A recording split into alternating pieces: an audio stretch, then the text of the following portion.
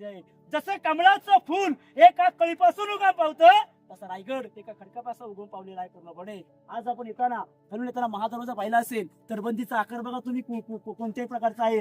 तर एखादा सर्प चालतो एखाद्या नागाच्या वळणासारखा. दरवाजा आतील भागामध्ये का बांधला गेलेला आहे? समोरच्या शत्रूंनी जर का तोफेचा मारा केला दरवाजाला न लागता बुजावं त्या द्यायला पाहिजे. ओंडका तिथे येऊ शकत नाही. जरी ओंडका आणला त्याला 30-35 फुटाचा ओंडक्याचा लागतो.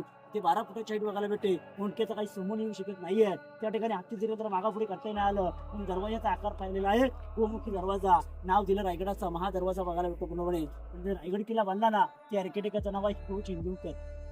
56 ला सुरुवात केलं रायगडाचं बांधकाम. 14 वर्षामध्ये केलं. 14 वर्षामध्ये या 100 एकर मध्ये बांधावं काय तर 350 इमारती डोंगरावरती आहेत. 108 तलाव आहेत आणि 84 पाण्याच्या टाक्या आहेत. रायगड बघायचा असेल 2 दिवसाचा कालावधी सुद्धा आपल्याला कमी पडतो. एवढा किल्ला आपल्याला बघायला भेटतो.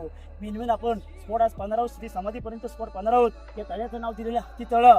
इथे हत्ती स्नानगृह, इथे हत्ती पाण्याचा पिण्याचा उपयोग केला जायचा. आता हत्ती गडावरती कशासाठी आणली होती याची मी माहिती तुम्हाला पूर्णपणे दरबारात देणार आहे. आता आपण पुढचा स्पॉट पाहूया पण पाण्या अगोदर नक्की सांगावं असं वाटतं की ज्यांच्यामुळे हे स्वराज्य घडलं ज्यांच्यामुळे आपण गडकिल्ले पाहतोय नाही विसरलं पाहिजे त्या राष्ट्रमाता राजमाता जिजाऊ साहेबांना.